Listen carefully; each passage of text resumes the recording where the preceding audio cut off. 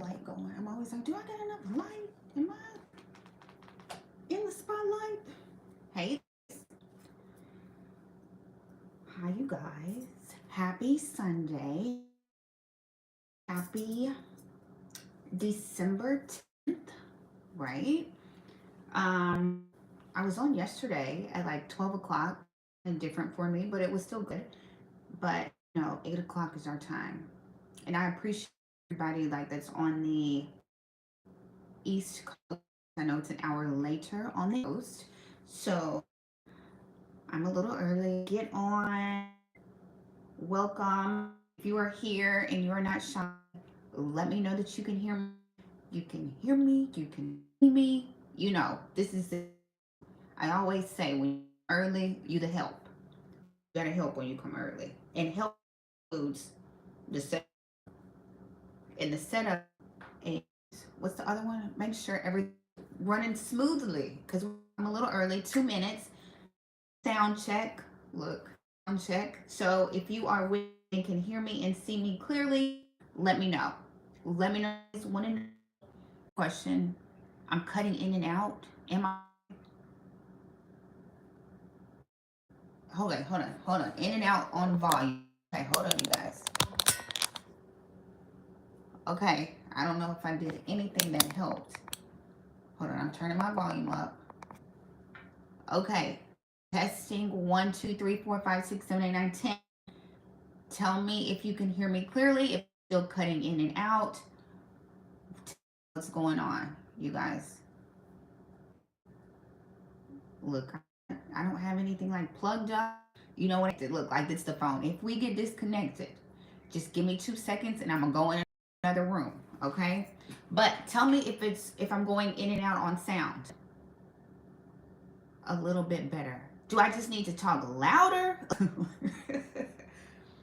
What do you think? Do I just need to talk louder, or it's probably my Wi-Fi is, I'm not pressing any buttons. I'm looking. This is how I always have it. I'm not connected to anything. If I talk louder, does this help? Is that what it is? Is it my bandwidth? You guys, we're not going to struggle through this live. We are not going to struggle through this live. What should I do? Look, I'll close the computer. I'll close my other computer. I don't think my child is on anything. What do y'all think? Tell me. We're still, see, this is why I come on here early, so I can check all the audio and the sound and everything. Is it sketchy? Am I still a little sketchy, you guys? Let me know. Sounds better. No detail. Okay. Better. Okay. Look, the Wi-Fi gods have smiled on me. Okay. Here we go. They know we do this every Sunday, right? They know we do this every Sunday. I don't need any problems. No problems. Please. Before you disconnect my whole thing. Okay. So, you guys, welcome. Tell me where you're from. I see Danita. I know she's from Tennessee. Y'all tell me where you are from, and then we will jump in and get started. Okay? So, it is 8:01. As always, I appreciate everybody from the East Coast, West Coast. I know it's a little, the time frames are off. Miami, Ohio, I see you, Ohio. Miami, Chi-Town, I see you. That's my place of birth. If you did not know, I was born in the Chi, right? And then here I am in the M. In my shirt is LA. We just got a whole bunch going on tonight. So, okay, you guys, I gotta do the intro. If you've heard it before, you heard it before. So, hi guys, I am Ashley Pickens. I am here in Memphis, Tennessee. I do talk with my hands. We just gonna be all right. Memphis, Tennessee. I have been in real estate, California, since 2006. I've been in real estate since 2006 as a real estate agent, then as a real estate broker, but everybody knows me because I auction off foreclosures for the bank. I am at the courthouse. I'm an auctioneer. I say going once, going twice, sold. That's what I do. At the courthouse, foreclosures, boom. And then I decided to make videos for y'all because nobody else makes videos about auctions teaching you all the things you need to know when purchasing properties at the auction. So, and I think that's where most of you found me, on YouTube, on Instagram, you know, and now we're here. Welcome, West Coast, California. And I'm here, did I say I'm here in Memphis, Tennessee? I feel like I said, I always say that. So, let's jump in. As you know, if you're new here, you guys, feel free to ask me any questions. I will try to answer every question that I can, you know, that I see. I get distracted a little bit sometimes, but I will answer. If my video starts acting up, y'all tell me, because I will talk and don't even know that the video is going crazy, okay? Or you can't hear me. We're gonna pray that when I open this computer up, I don't start getting glitchy again. So for the last time, maybe not the last time, is good, right? I don't need to talk louder, right? We can stay in this room here that we are in the upper room. We can stay in here, correct? Everybody can hear me. Nothing shady about this switch to my, okay. So all good. I'm saying yes. Everybody's saying yes. You can hear me, see me clearly. I'm not glitchy, right? That was me being glitchy, right? So, first things first. First things first. November's numbers have come out. November's numbers, you know, I'm always waiting for HUD to put out their numbers about homeowners, renters behind on their mortgage. So they finally have put out November's numbers. Now let's just do a quick recap, even though these numbers have not changed in 2 years. For everybody that's new, these numbers have not changed in 2 years. We literally have not foreclosed on people in 2 years, you guys. Yesterday, Danita knows, yesterday I said on the live, this is just an example because everybody knows I help people in foreclosure, right? Or pre-foreclosure. We had a guy, Danita knows, bought a house in January of 2022. Okay, you guys, January 2022, bought the house, died 2 weeks later, never made a payment on that house because he died. You guys, the house is just now going up, it's just now in foreclosure and going up for auction January 2024. Next month is his auction date. 2 years. It took 2 years for him to go into foreclosure without ever making a payment. I'm just telling you, that's the timeline that we are working on right now. So that just, I told you that story just so it can confirm these numbers that I'm about to read to you. Okay. So just to recap, let's start in September, right? So September, everybody with me? Boom, boom, boom, boom, boom. Did they give us numbers for September? They always give us numbers. Let's see. Let's do October, you guys. Let's do August. Let's go back to August. Here we go. August of 2023, right? So we had approximately 12% or 5.5 million renter households were behind on their rent. We had, let's see, what's the next number? 5.2% or 4.3 million homeowners behind on their mortgage. That was August, okay? September numbers, here's October.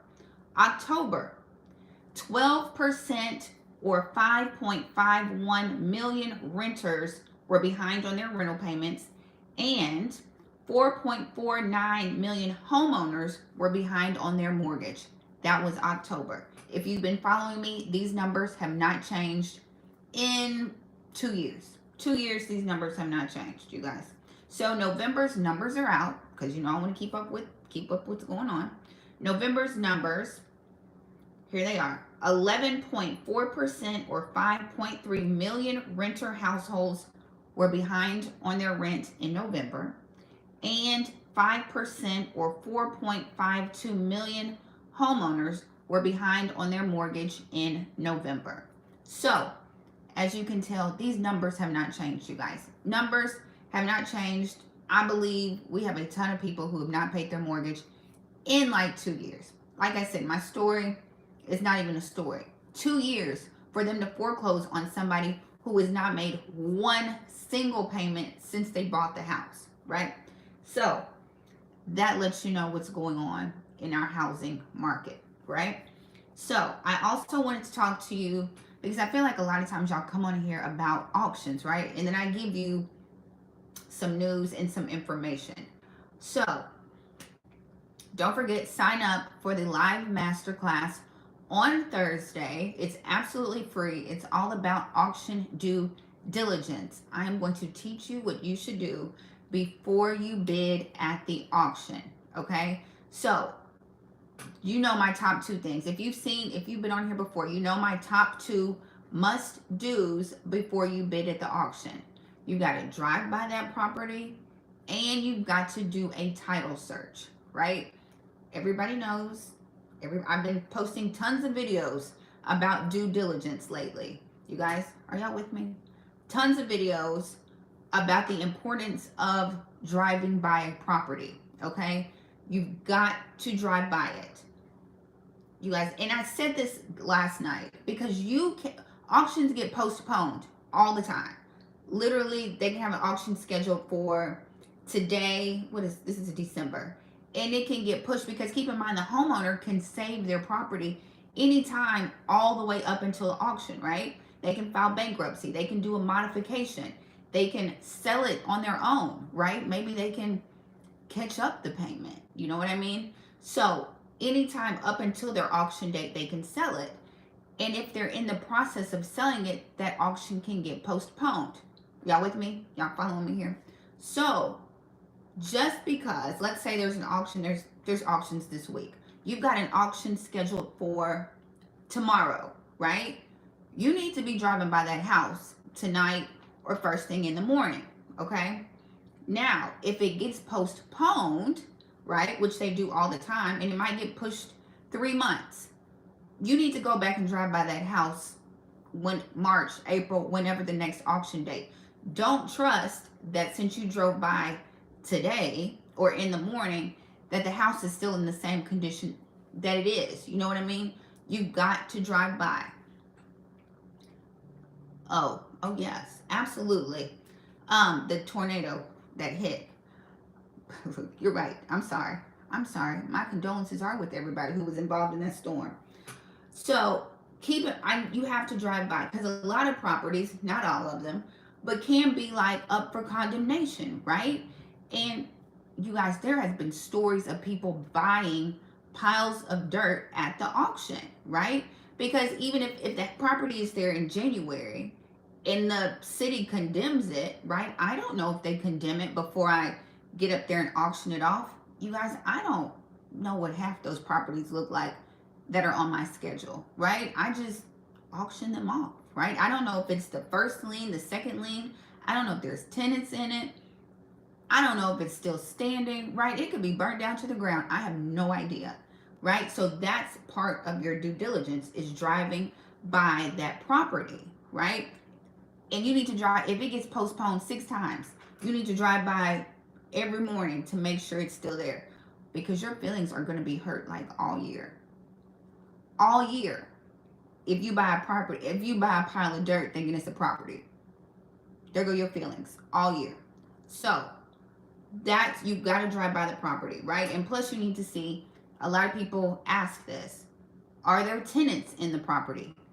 There can be tenants in the property, you guys. You know, it's a lot of homeowners. So the auction basically is that first, I'm not saying it's the first step in the foreclosure, but the homeowners get a notice in the mail, right? It's like from the attorney that says you have 30 days to pay this past due balance or your house is going up for auction, right?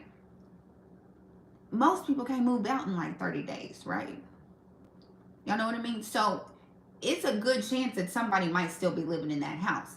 And if you buy their property at auction, you guys, you buying it with them people in the house. You know what I mean? Like you got, surprise, You got some tenants in the house, right? That you've got to get out, basically. But that's something you need to know, right? You need to know what you're working with. So that's the importance of driving by as well. Because if you buy a property with tenants in it, you are responsible for evicting them, okay? Because that property is yours. You are responsible for the past due taxes. Taxes are not included in that opening bid, and you are responsible for evicting those people, right?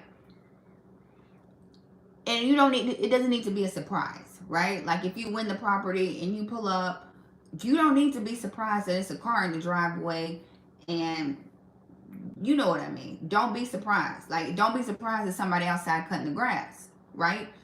That's something you should already know because you've already driven by that property. Everybody with me?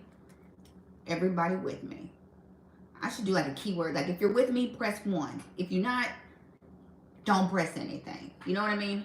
So drive by. Drive by because you want to make sure it's a property there. Drive by because you need to check and see if it's occupied or if it's vacant. And you need to drive by because you got to calculate repairs. You guys, you got to calculate repairs. If you're not shy and don't mind answering a question, how many of you all would buy a property that you cannot see the inside of? How many people would buy? 1 means yes, 2 means no, to the no, no, no. 1 means yes, you would buy a property that you cannot see the inside of. 2 means, hold on, 1 means yes. Yeah, 1 means yes. I confused myself. 2 means no, right? Let's see what y'all think. I always ask this question like on Facebook and social media. We got a 2. I always get 2s. It's always plenty of 2s that are like, no, if I can't see the inside of it, no. But then you have those, right? Then you have those that say exactly what you say, for the right price. If the price is right, I'm going to buy it. If the price is right, come on down, right? If the price is right.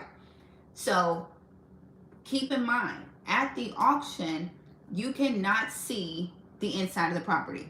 One, if I had to blow a nose. Yeah.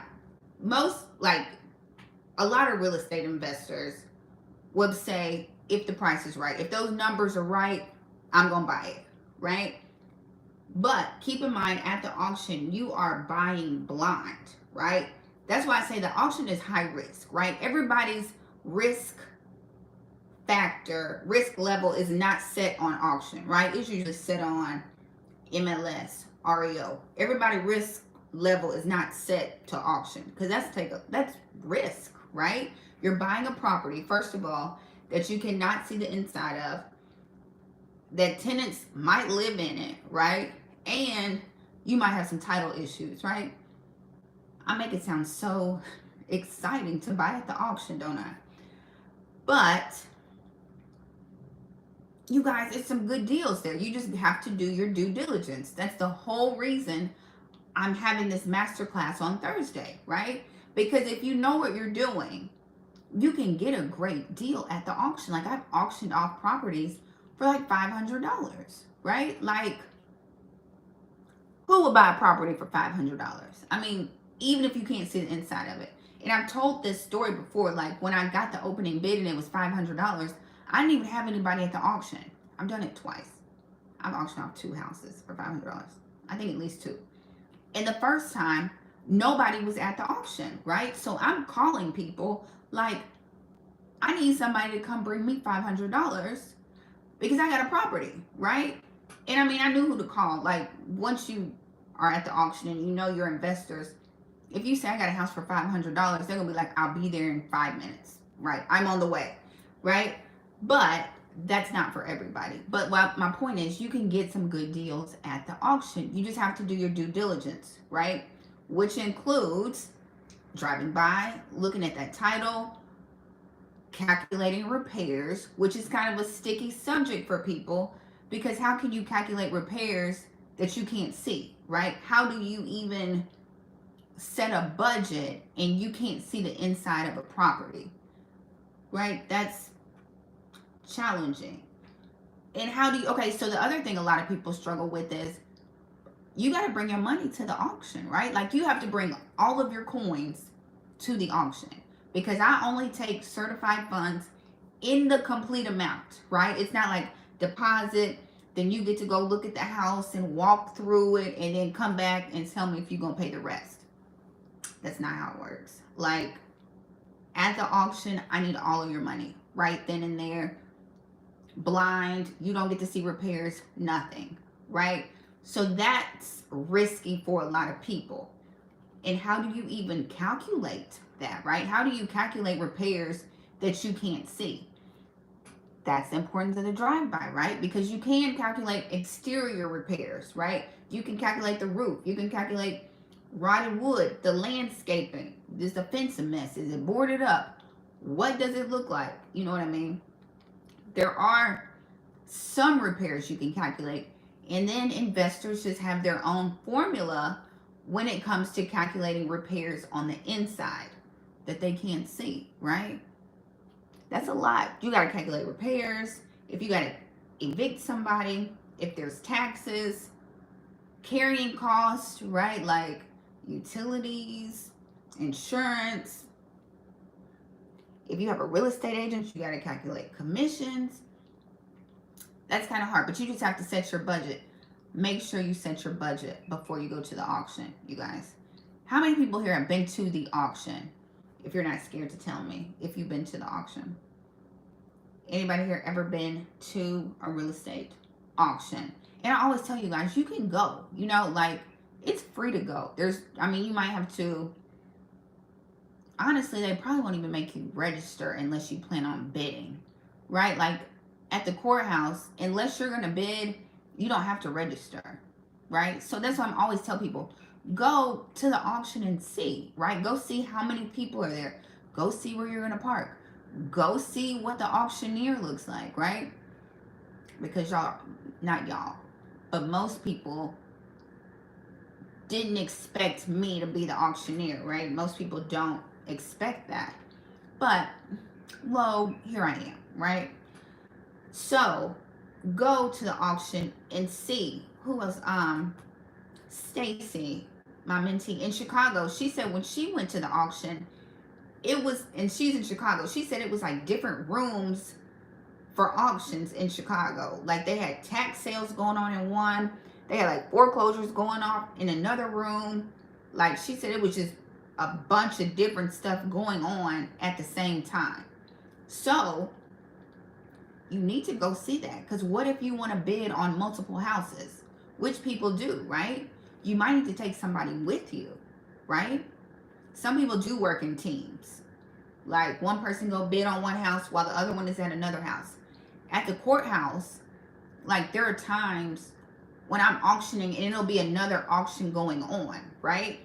So, most of the time, since we know each other, we'll kind of stand close to each other, because a lot of the bidders will want to bid on both houses at the same time. Or I'll usually just wait, right? I'll let them go first, auction off their property, and then I'll auction off mine, or vice versa. But if they don't operate like that, you might need to take somebody with you. But how do you know that you need to take somebody with you if you don't go and check it out first, right? That's the whole thing of due diligence. I'm going to add that. Don't forget, sign up for the masterclass on Thursday. It's absolutely free. The link is in the description below. Let me get all these things out. A little bit of housekeeping. The auction accelerator, coupon code birthday, because this is my birthday month. So I probably won't be on here next weekend, just for the record. I won't be here next weekend. So you better soak up all this knowledge that I'm giving you today, right? So, but masterclass on auction due diligence is Thursday. It's absolutely free. It's live. Bring all your questions and concerns, right? So, if you have any questions about the auction, throw them in the comments below, because I can talk about auctions all day, right? Like I can talk about that in my sleep. Did y'all know that bankruptcy filings were up? You see how I just like jump from one conversation to the next conversation? But if you want to keep talking about auctions, let me know. Your birthday's tomorrow, Sagittarius. Happy birthday. Happy birthday on the 11th. Mine is next Saturday, the 16th. So, happy early birthday. Birthday shout out. Did you know bankruptcy filings were up, you guys? So, up by like, not even like a little bit. Total bankruptcy filings were 37,860 in November, a 21% increase from this time last year, you guys. 37,000 people filed bankruptcy in November. Did y'all know that? 37,000 individuals. Commercial filings increased to 2,252. That is up from last year. Small business filings increased 79%. Small business bankruptcy filings increased 79%, you guys. That's crazy, isn't it? Did y'all know that? Look, as I'm reading this, I'm like, I didn't read the whole article. You know, I read the part about the individuals, but I didn't read the part about the small businesses. Commercial filings are up, small business filings are up, and that's true. That is true. So people who don't know, you can file bankruptcy to stop an auction, to stop a foreclosure. That will stop it immediately. That's what I tell people who they don't want to sell or can't sell, can't come up with the money. The bank is not taking any payments from them. They don't have any other resort. The last resort is to file bankruptcy, and that will stop an auction immediately, right? I have had plenty of auctions canceled the morning of because the homeowner wouldn't file bankruptcy that morning, and the attorney stopped it. That is a good point. I wonder what that, look at me, I wonder what the correlation is between people in foreclosure and bankruptcy filings. That's a good, I bet that's what it is though. I mean, because it's not, let me be honest, right? It's not hard to file bankruptcy, right? You just go down there, from what I understand. You go down there, I think here you pay like, I live in the bankruptcy capital. I live in a lot capital, like some negative stuff. But anyway, and I really do live in like the bankruptcy capital. I think we're like, Memphis is like #1 for bankruptcies. But from what I understand, like they just go and pay, they can pay like $500. I think it is here at least. They can pay $500 and they will file it for them, right? Or, but I know it's a monthly payment that comes with that. And that's what a lot of people don't realize when they file bankruptcy. It's not like you don't pay anything. You still have a monthly payment, I guess, depending on what bankruptcy it is. Because I've had a lady who was in foreclosure, right, up for auction. She filed bankruptcy. And I remember she called me and she was like, my bankruptcy payment is as much as my mortgage payment. And I'm like, I mean, I don't know what to say to that. I was just like, oh, okay, you know. And then literally, and it canceled her auction. And then 3 months later or so, she popped back up on my list for auctions again. And of course, I reached out and I was like, what's going on? You're back on my list. And then that's when she called me, and she sold her house. She ended up selling her house, and her blood pressure went down, right? And so that's what happened. But bankruptcy, my point is, bankruptcy will stop an auction immediately.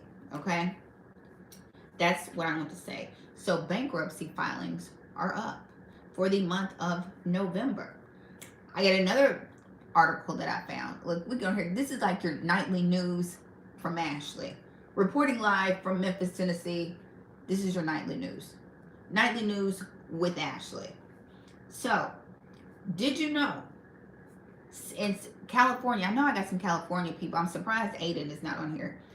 California is showing that San Francisco homeowners, 1 in 8 are selling at a loss on their properties. It says among those who lost money selling their homes in San Francisco, the average loss was $122,000. Redfin. Redfin. It says San Francisco's rate is more than 4 times the national average, means that more than 1 in 8 homeowners in the city are selling at a loss right now. Isn't that ironic? Because when you turn on the news, you know, everything is rainbows and pink starbursts and unicorns when it comes to this housing market, right? However, I don't know, not in the Bay Area, right? Not in California. Hold on, let me see. 1 in 8, that's what they said. San Francisco are taking a loss on their properties right now. Let me make sure I didn't find any other article that I wanted to read to you. But the bankruptcy one was the one that I was like, can y'all believe that? We've got auctions this week. It's a lot of auctions this week, not as many as last week. But because last week, you know, that's Georgia, Texas, all those, they have their big auctions the first week of December. But there are quite a bit going up this week as well across the country. Thanks, my dog Rex from Florida. We got a bunch of Sagittarius people in here tonight. But we got plenty of auctions, and yes, please hit the like button. You know, if you want to, that's my birthday present. You know what I mean? Hit the like button or subscribe. Oh, San Francisco. So, you know, I don't know, you guys, but I know California housing prices they've always been ridiculous, right? When you think of housing markets that, like, you got to have some coins to buy real estate there, right? Like California, New York, Florida, y'all have some pricey, but you always think California, New York, real estate, ridiculously priced, right? So, I don't know, you guys. We'll see. But bankruptcy is up a whole lot, right? And so, in case everybody missed it, November's, not foreclosure numbers, but November's housing insecurity numbers. Let me repeat that. 5.3 million renters were behind in November, and 4.52 million homeowner households were behind in November. Right? So if we combine that, we have 4 and 5 is almost 10 million people are behind on their household payments, where we've been for the last 2 years. For the last 2 years, we have had 10 million people, at least 10 million people behind on their housing payments. Because I don't know how housing, shelter payments, right? Renters and mortgages. And let me tell you right now, you guys, investors, like lately, when I'm looking at foreclosures and pre-foreclosures, you guys, it's a whole lot of investors. Like, and I know just because it's, it's like the LLC at the end of the names, or B&L Investments, or I Buy Homes LLC. And it's like a list. It's like their whole chunk of properties, their whole portfolio is up for auction. Right? I know we got a couple of hard money lenders here that are foreclosing on their people, because I say this all the time, right? Because with hard money, you're supposed to refinance out of it, pay them back. But if you can't pay them back, so I guess if you're looking for some cheaper properties, I don't know, because I always get their like emails, and they're always, because the hard money lenders trying to get off these properties too, right? To get their loans paid. So I guess if you know some hard money lenders or some other bigger investors that loan money, they probably got their own little MLS right now, right? They got a whole stack of properties that they probably are trying to get off of, honestly, right? And that's a lot of the properties that I'm seeing foreclosed. Like a lot of these investment properties that just, y'all, the market like switched up so quick. Honestly, the market flipped so quick. People are just buying up. That's what they're saying. A lot of we're gonna have a big problem because of investors that bought properties. Honestly, that's what I've been hearing. Even if they are cash buyers, like, I don't know. I don't know, but they, and a lot of people are saying it was a lot of fraud going on with investors. Not all, right? Of course, it's never all.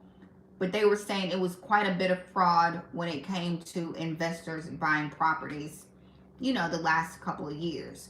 So they're anticipating, we're going to get a lot of maybe foreclosures or properties that way too from investors. And I can say, like I said, I can see this past week, the past 2 weeks, like it's literally been all investors on the foreclosure list, honestly. So problems with investors, problems with investors foreclosing or losing their properties because they can't pay the people back. And like I heard another video, I have to do some research on it, but they were saying, like I said, they were saying it was a lot of fraud going on with, I don't know if it was in terms of how they qualify for loans. A lot of times when investors get loans, they get it based on the deal. And I'm not saying it's fraud. People interpret things the way they want to interpret it. But they're saying like the way investors qualified for properties or qualified for money wasn't as strict as traditional financing, right? A lot of times people lend money, like these private money sources, they're not checking, what I'm saying? A lot of times I've seen the deals, like the flyers come through that say, as long as the deal makes sense, we'll lend to you, right? A lot of times, we've all seen that, right? They're not asking for credit. They're not asking for bank statements. They're just saying, if you bring us a good deal, we'll fund it, right? So,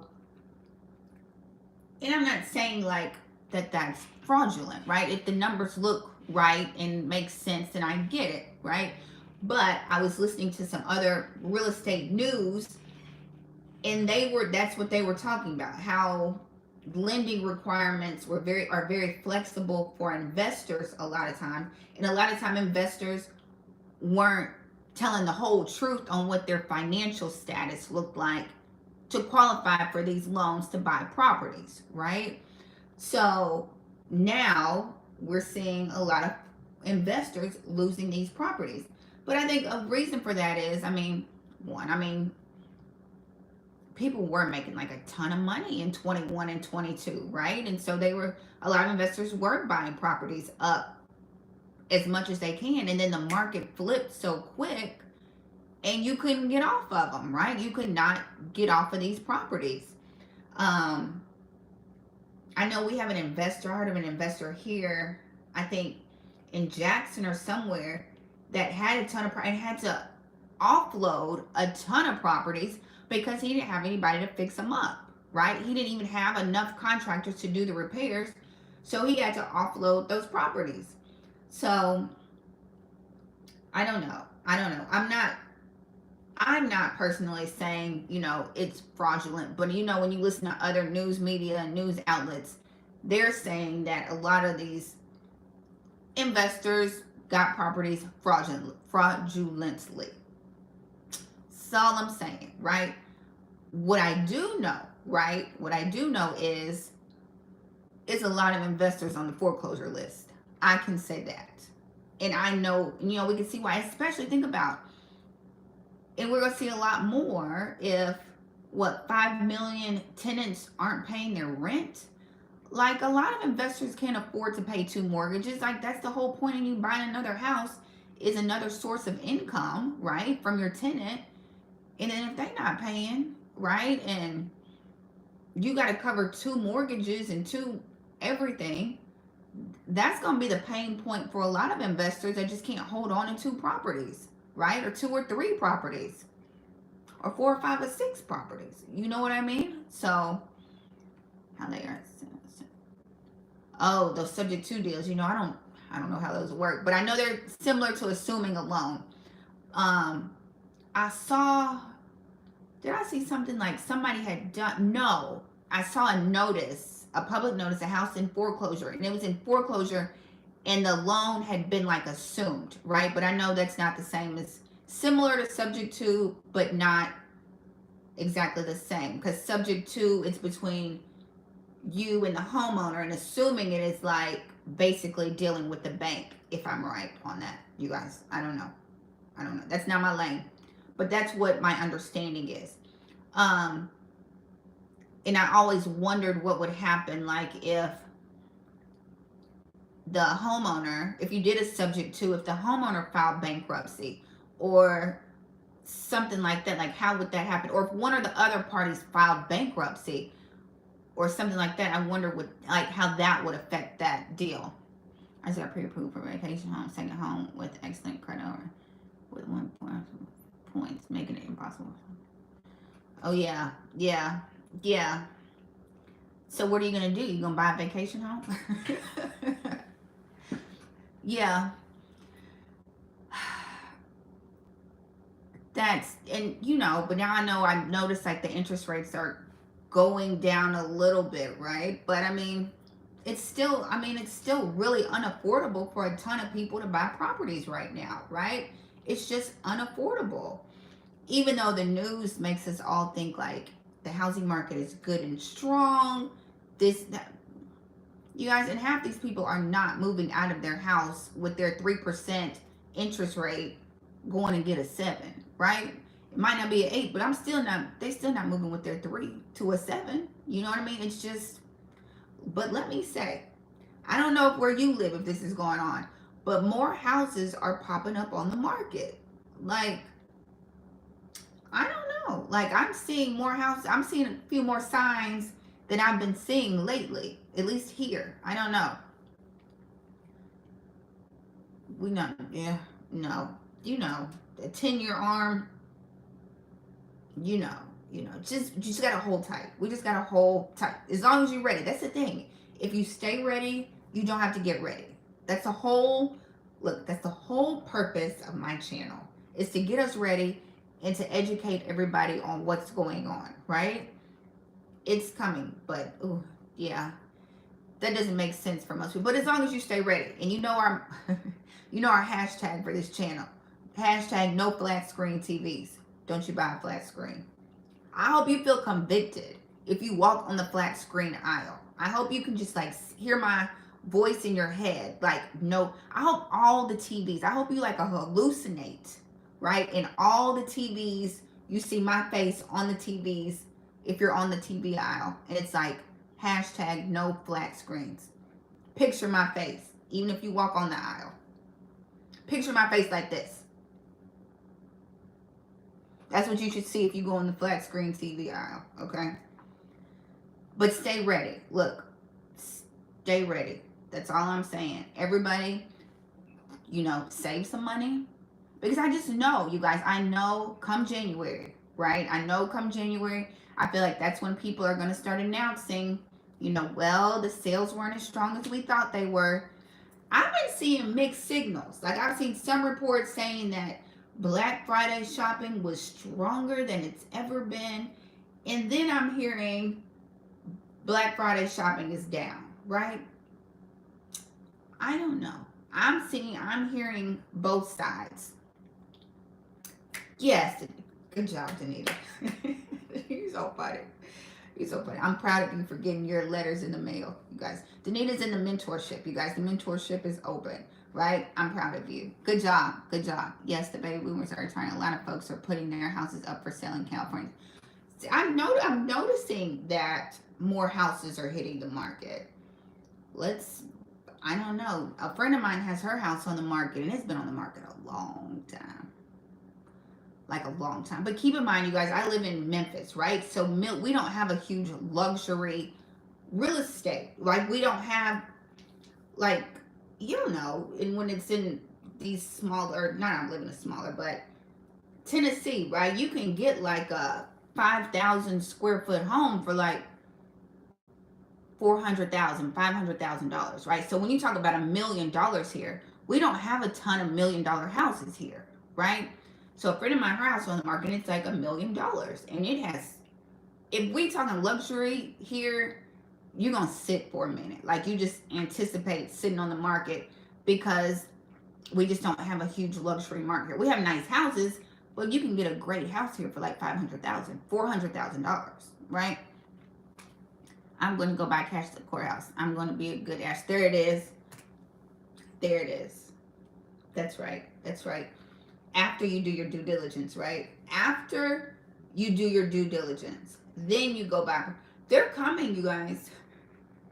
It's so funny. I like, I can see myself on this thing, and I always get so passionate when I'm like, the foreclosures are coming. Like, unless we do have this, I always say we have this election year. They put that moratorium on the veterans until May. I feel like we discussed this on this channel, even though I'm the one talking, we still discussed it, right? That COVID relief was just lifted at the end of November 30th. We discussed and came up with the fact that their first payment is not going to be due until January, right? Because they didn't lift the COVID restriction and then turn around and make them pay a payment for December.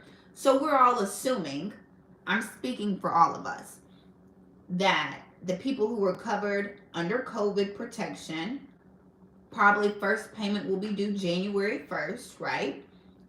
And then I think January 1st is when we will get some red flags going off saying January 1st when they miss that payment, right? And then that's when all the little red flags are going to go off and say, uh-oh, we got to do something about all these people in foreclosure, right? Once they miss that January payment or that February payment, and then it kicks them back into foreclosure, right? And then the whole process, and then we'll see the numbers. Even though, you guys, even though all these banks, all these mortgage servicers know that they got a ton of people behind, right? They already know all these defaulted notes they have. They have that. But it's like they can't say it until it's like officially okay to say it, right? Because they know these people are not paying their mortgage, right? But COVID protected a lot of people. We needed to get through 2023. We don't want to say the word recession. We don't want to, everything is good and strong. But I think in 2024, everybody's predicting summer 2024 is when it's going to start. At least the faucet is going to turn on, right? But that'll just be the beginning, right? This is just the beginning, right? I always say this. It's going to be a lag. It's always a lag in foreclosures, always. So this is going to last, right? At least another 2, 3, who knows how many years, right? But of course, we got the election year that we have to take into consideration, right? And who knows what's going to happen with that? Who knows, right? So I don't know. But I know we're going to be ready whenever it happens because it's going to come. And I always think about this, right? I always think like, what can prevent a foreclosure wave, right? What can the government do to prevent it? I guess they could put another moratorium back on, right? But we're going on, 4 years? Right? Like we're going on, this is 2024. Did y'all see the article that I posted? I posted an article about how the mortgage servicers, it came out of the mortgage association, where they were like, we support the veteran extension, but we just need to figure out how we're going to get paid. Right? Did y'all see? I posted that article. And even the mortgage, what are they called? The mortgage association made a statement. It was like, we trying to figure out how we gonna get paid, right? If you put a moratorium over the veterans, how we gonna get paid? So I'm like, even the mortgage company got questions about these moratoriums and these extensions. It was an article. So if I can find it real quick, I will say it. But yeah, I thought it was very interesting. And look at me. I always have like a million things going on in my head that I got to keep up with till I get on here on Sundays, right? Y'all saw the bankers were meeting on Congress. Did we see this? Did we see all of our favorite people talking to Congress this week, right?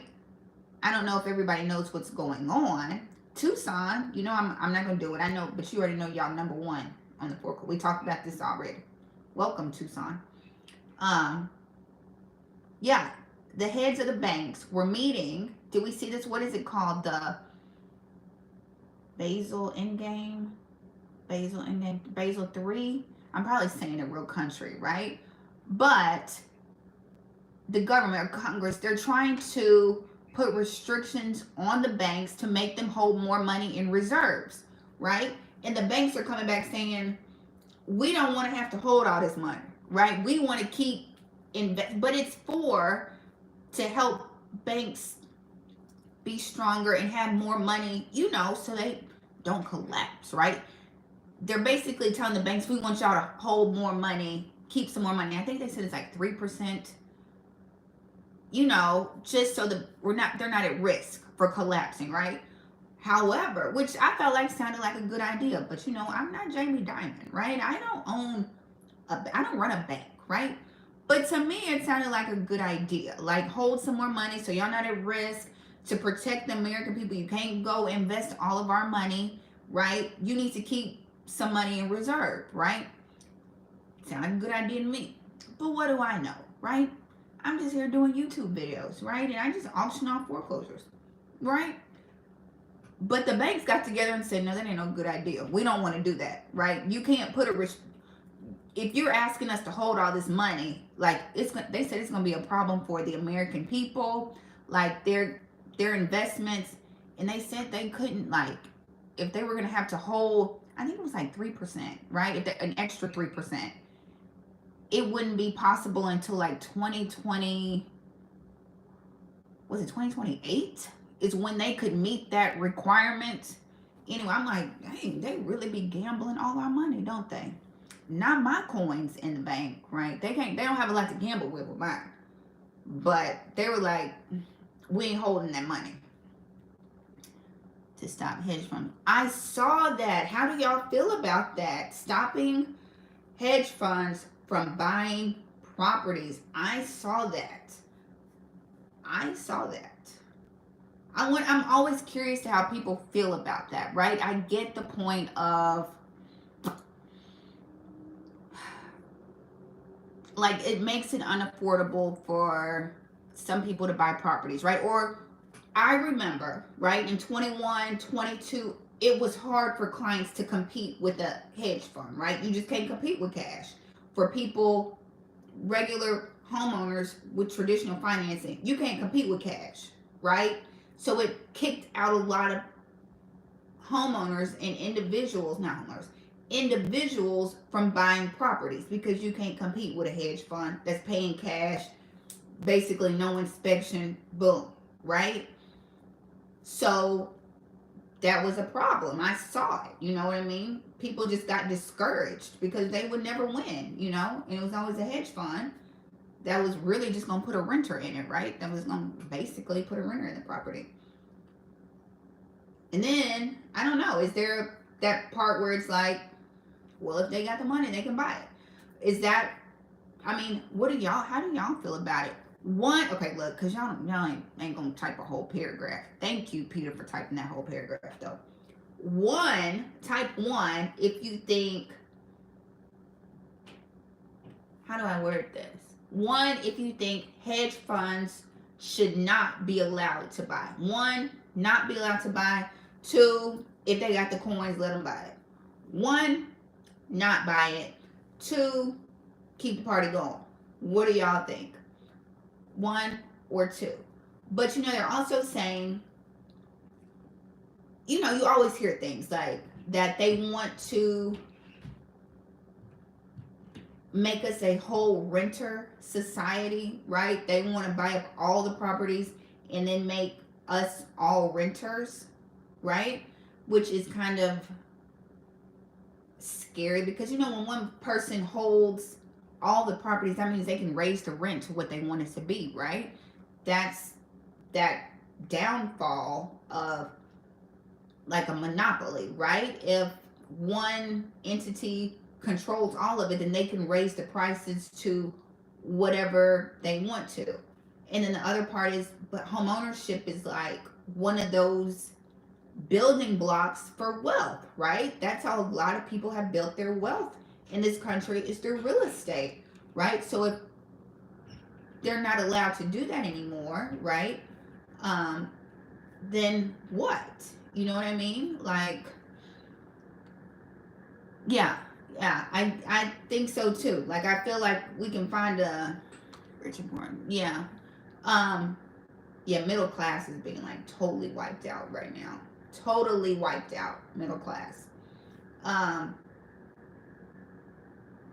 I don't personally think they should be able to, you know what I mean, just buy relentlessly. You know what I mean? And then, we got that issue with, no shade to anybody, foreign investors coming over and buying properties like ridiculously, right?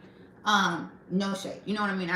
I've got foreign clients. I don't even want to, no shade to that. You know what I mean? But, those are things that people are talking about, like these hedge funds and these foreign investors coming up, buying all the properties, making it really unaffordable for, look, the normal people to buy a property, right? Um, and then, like I said, like, you can charge whatever you want for rent when you own the majority, which can make it really unaffordable for a lot of people, right? Like, you can charge whatever you want to, unless you live in a state that has laws that rent stabilize. But, hedge funds have artificially inflated and kept some single family home. Yeah, it's just, you know, I believe, like, it needs to be like, you shouldn't be able, like, I do feel like it should be like a balance on that. It should be, I mean, because I remember, you know what I mean, if you were in real estate, it was just, your clients would just be so discouraged, right? Like, you couldn't compete with hedge funds, and you knew, right, that they were just buying them and didn't care, gonna put a renter in them, you know what I mean? And that, y'all know, when renters move, like, I was that agent that was like, if I'm showing a property to my client and it's too many for rent signs in the neighborhood, I'm like, you're not supposed to. But I'm like, if you're asking me, there's a for rent sign right there, there's a for rent sign right there. If it was me, I wouldn't buy it. That's all I'm saying. You know what I mean? So when they come in and start buying and making these neighborhoods rental neighborhoods, and I mean, I live in Memphis, right? I can't speak for all the neighborhoods. But you can tell the difference between somebody who owned their home and somebody who rented. A lot of times. A lot of times. No shade if you rent your house. You know what I'm saying? I'm not saying that for everybody.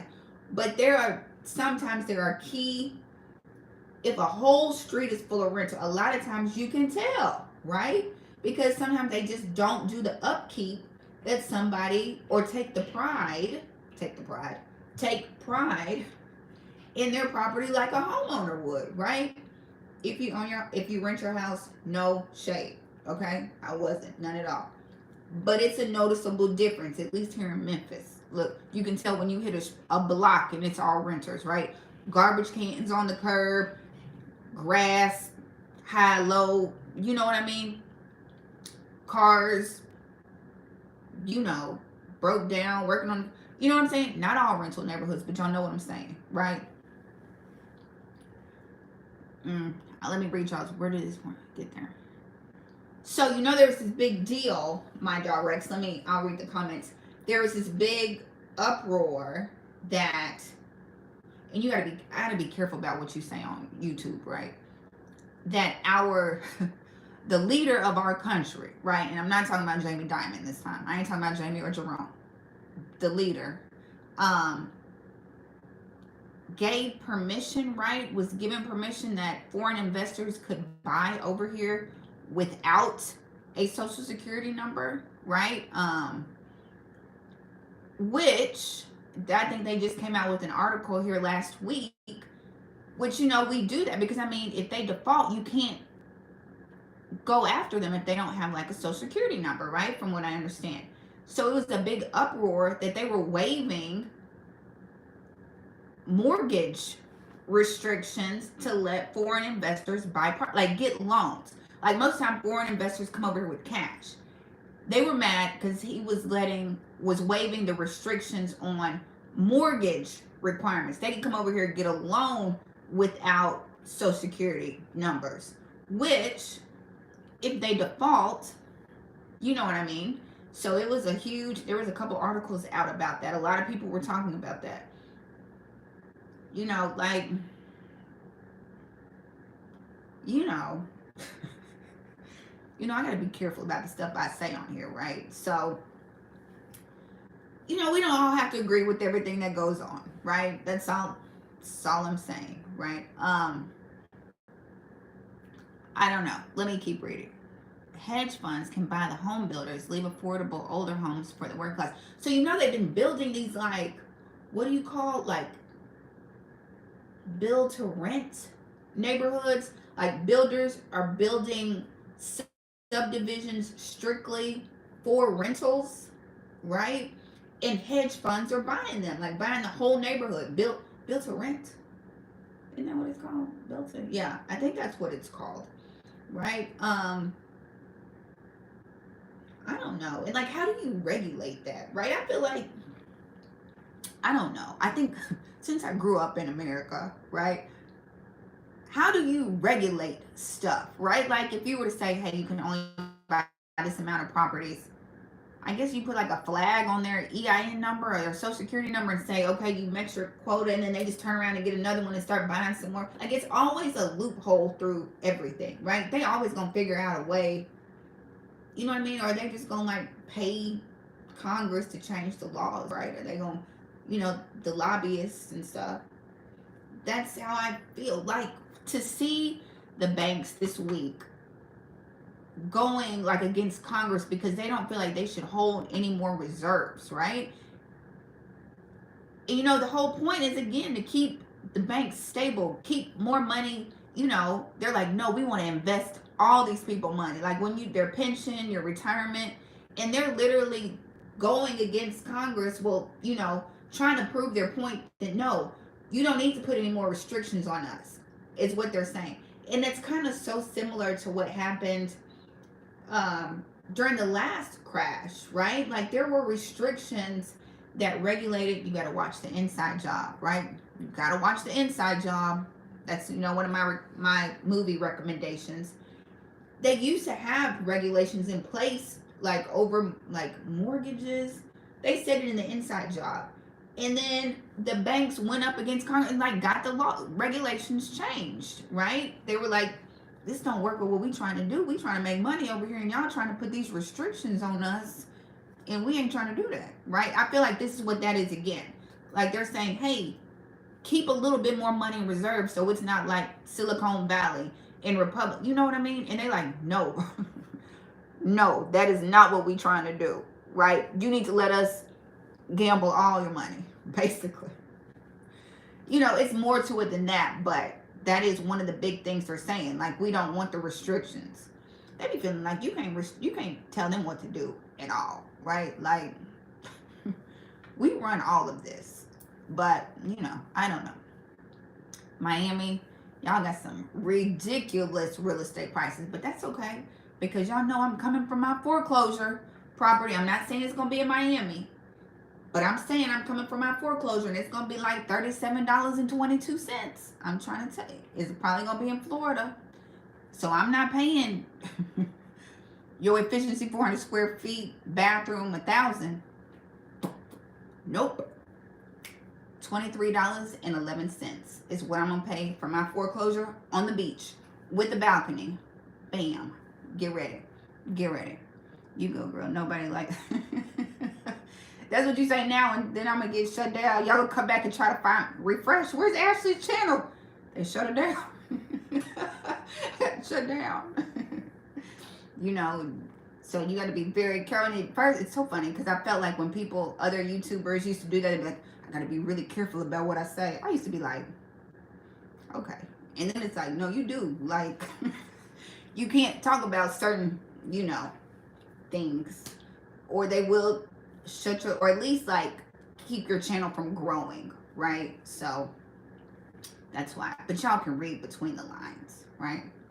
Um, you regulate, right? You regulate by taxing and fees for.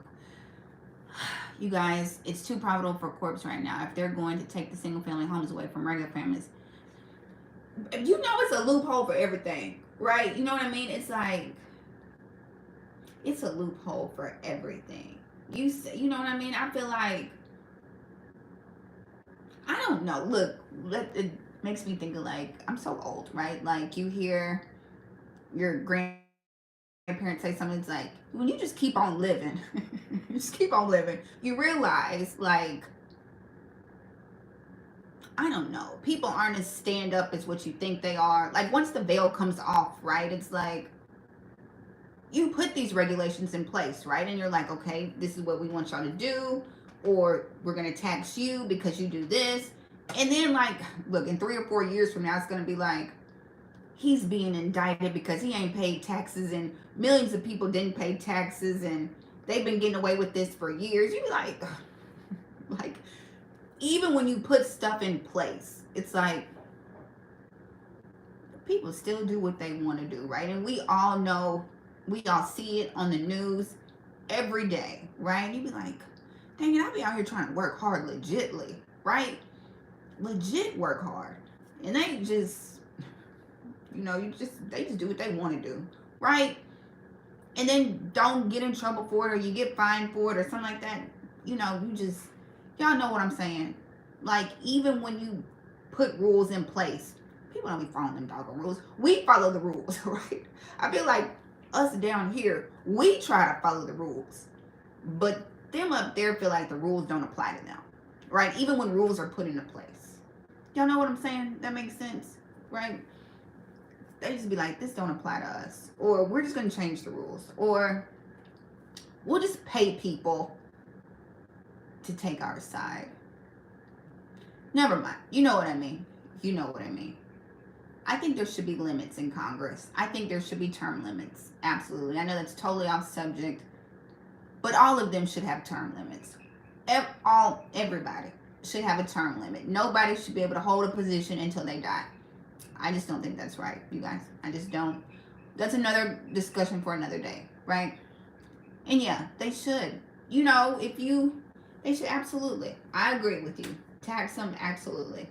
Dallas went so high and so are the homes. Y'all high.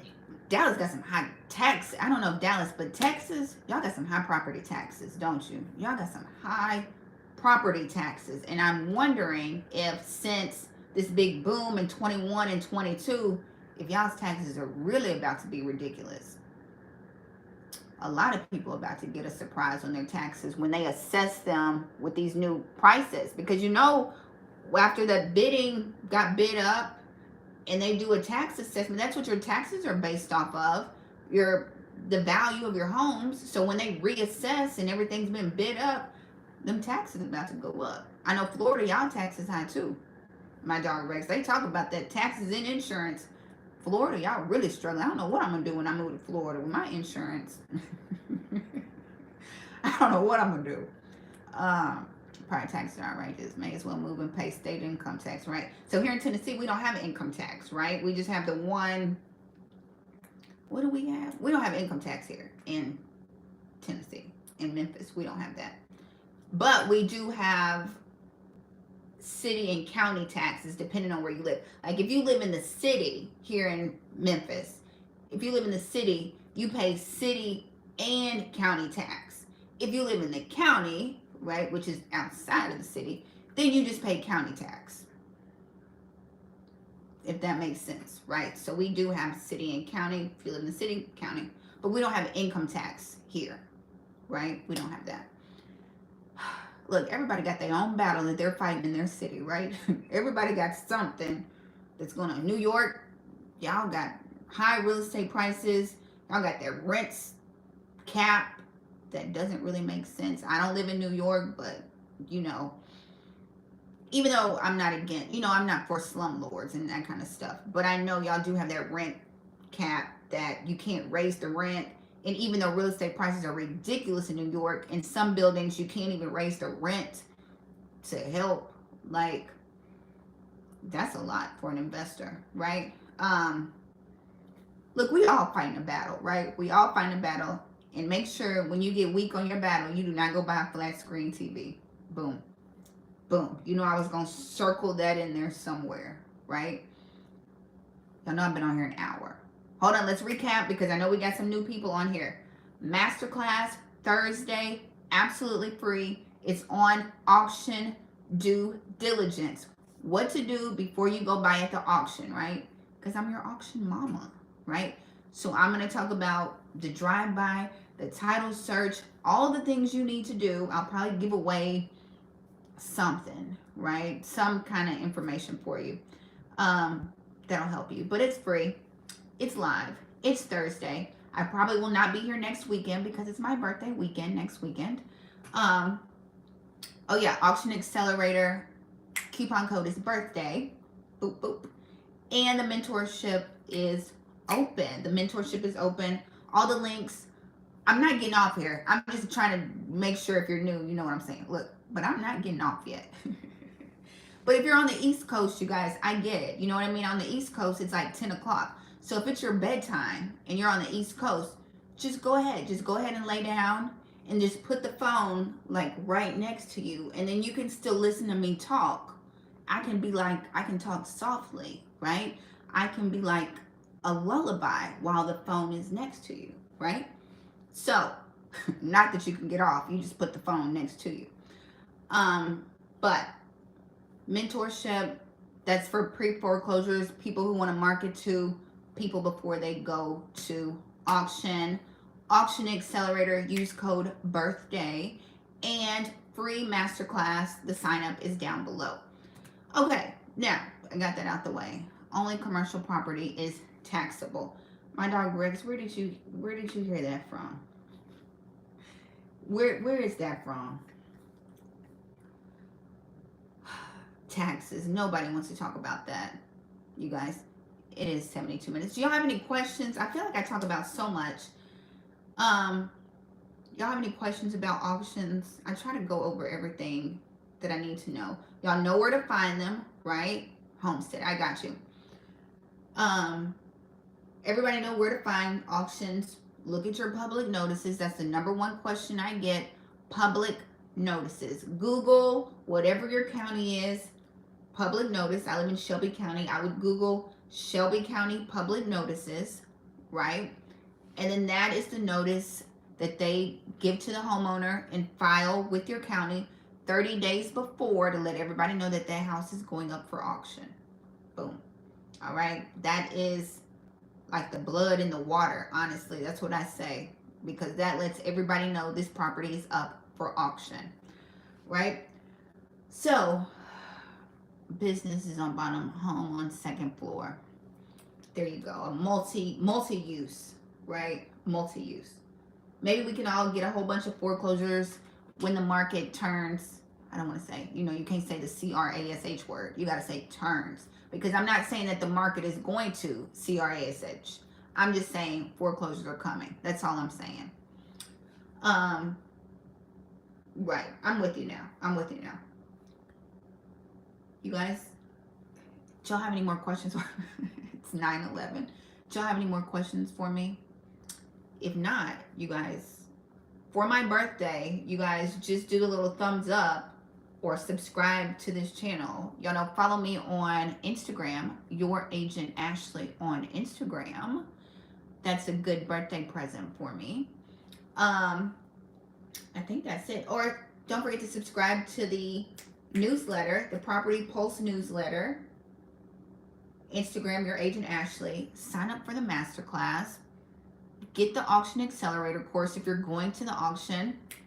Use code BIRTHDAY. Or join the mentorship, and then you just see me every Wednesday, right? And all that. Do y'all have any more questions? 75 minutes. I've been going 75 minutes. Oh, don't forget my three recommendations. I need to add like a 4. Thank you. I need to add to my list, don't I? Thanks, you guys. Y'all know my 3 recommendations for movies, right? The Big Short. I think that's the most popular one. The Big Short. 99 Homes. Y'all know what I say about 99 Homes. Y'all know what I say. It's a lot of profanity in it. It's a lot of profanity in 99 Homes, but it's a good movie, right? Just don't watch it with your kids. Boom. And Inside Job. Inside Job is more of a documentary about, they interview the people who were involved in the housing crash of 2008. Y'all know I'm slick obsessed with that, honestly. So, 3 good movie recommendations. If you love real estate, if you kind of like it, y'all know I'm pretty obsessed with real estate. So, Big Short, 99 Homes, and The Inside Job. Boom. I watched another movie, like The Men Who Stole the World. The Men Who Stole the World. And got away with it. It was cool. It was cool. Not as good as The Inside Job, though. The Big Short, 99 Homes, Inside Job. Yep. Y'all know. They might as well buy them. They're going to raise the taxes and the insurance to where we can't afford them. I don't know what's going to happen. That's why we are all saving our coins, right? We saving our coins. We paying down credit cards. I'm not saying put your money in the bank. You can if you want to. Or you can hide it under your mattress. Whatever you want to do. Save your coins. Pay down debt. You know what I mean? We're going to buckle up and see what happens. Because I think it's coming. More is coming in 2024, right? It's about to get real interesting next year. I absolutely believe that, right? So, we're all going to be prepared over here. We're all going to be prepared over here. And you don't have to have a ton of money. I always say that. You don't have to have a ton of money. Just, if you don't have a ton of money, get your credit right? Get your credit. Save some money. Go to the auction and see. You know what I mean? Go and at least see. If that's something, if that's like the end game goal is to eventually buy at the auction, go now, right? Go figure out where the auction is now. Go see what's going on, how many people are there, how quickly it gets bid up. Go be in that environment, right? Go do that. You know, we trying to, what's the word? You got to believe it before you see it, right? At least do that. That's why I say do at least 1% every day. I try to do 1% towards my goals like every day. If that's like listen to a podcast, read a chapter in a book, read articles. I do more than 1%, let me be honest. Read articles, read books about real estate investing. Just, you know what I mean. Try to fill your brain with some good stuff and not all the stuff that's, trash. 1% every day towards your goals. Maybe go, like I said, go to the auction or go drive your neighborhood and try to run the numbers. Learn how to run the numbers, right? Learn how to do a title search. Boom, that's a good one. Learn how to do a title search. Start looking at the records and deeds. See if you can start figuring it out. If you need some help, Auction Accelerator. I teach you how to read a title. Do that. Just do something towards your goals. You know what I mean? I'm looking at my beach house. It might be $7 million right now, but it's going to be $22.79 when it's time for me to buy it, right? But I'm already seeing it, right? I already know the neighborhood that I'm probably going to live in. That's all I'm saying.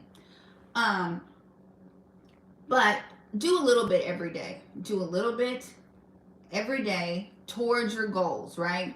And you say no to stuff that does not align with your goals, right? Flat screen TVs don't align with your goals. So, that was my church Sunday sermon real quick for y'all.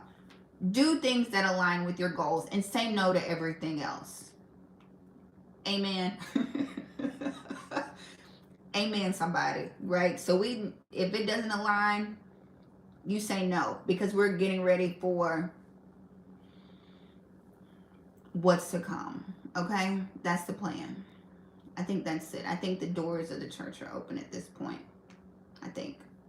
But that's it. Do one foot in front of the other. Do things that align with your goals. Say no to everything else. Keep hope alive. Click it or ticket. Be alert. Arrive unhurt. Y'all know all the things. Yes, no flat screens. So, okay, you guys, that's it for real this time. We're going on 80 minutes. And I know people on the East Coast, it's 10 o'clock. And some of y'all got to get up and go to work in the morning, right? So, that was your Sunday sermon, right? We all touch and agree. that's what it is. So if y'all don't have any more questions for me, go click on the links, get the property, sign up for the newsletter, sign up for the masterclass. You guys, I'm going to make a calendar. Look, you guys, really quick. Yes, we are getting ready. I'm going to make a calendar. So y'all know Gabby, my little girl, has an Etsy shop, right? And she makes calendars and stuff, really cool calendars. So I'm like, I'm going to make a calendar for real estate investors. She makes these wall calendars that you can, I'm going to make a real estate investor wall calendar. It'll have like affirmations and mantras for real estate for all year, for every month. It's like a legit wall calendar. Like you got to get it in the, we got to ship it to you. But I'm gonna make one. I gotta craft it, but I'll make it like specifically for real estate investors, and it'll have like positive affirmations and mantras. I'm so country, right? Is it mantras? Mantras. I don't know what it is. Positive words, right? Every month, and it'll be real estate related. You know what I mean? Every month. I think I'm gonna make that. That came to me today. Once I make it, I'll let y'all know. But it'll be nice. It'll be really nice. And then y'all can put it up, and every morning you'll be encouraged. The last month is probably going to say no flat screen. It's going to be a picture of my face like this. That's going to be December. So, that's not going to be December, but you know what I mean. Oh, y'all don't have school there. It missed Memphis. Like, it hit it, but it missed us. Like, you know, look, Memphis, storms don't even want to come to Memphis, right? But, Deej, you're like close to Nashville. Nashville got hit. You're like right outside Clarksville, Nashville. That's where the storm, the tornadoes came through the other night. Yes, and my thoughts and prayers are with everybody who like was in the path or know anybody who went through the storm. You know, we did not here. It rained hard. You know, it rained. We were under the tornado watch yesterday. We were under the tornado watch, but it never here. Yeah, I saw Nashville got hit. But yes. But there we are. That's the plan. Whenever I make the calendar, I'll let y'all know when I make it. But it'll be nice. Okay, you guys, I don't have anything else. Oh, well, I'm so glad you're here with us on this Sunday. Look at God. You were here for our Sunday sermon. So everybody stay safe. Subscribe. Your Agent Ashley on Instagram. Birthday is the coupon code. The mentorship is open. Live masterclass Thursday. It's free. Just come. Right? Just come. Thank you. My birthday is next Saturday, the 16th. So I don't know if I will see y'all again for a hot minute. I'll probably jump on here just because I love to jump on here, right? Watch me come on here next Sunday just because I just hop on here next Sunday. So, but anyways, thank you guys. Thank you. As always, y'all know where to reach me. Your Agent Ashley on everything, including Gmail, right? So, send me an email if you need to on Gmail. That is it, you guys. Unless y'all have anything else, that is it. Be safe. Everybody who's got a birthday, happy birthday. All the Sagittariuses out here celebrating birthdays in December. So, okay, you guys, I'm getting off. You know I take all day to get off this, but I'm getting off. I'm assuming there's no more questions. My finger is about to, no flat screens. All right. Bye, you guys.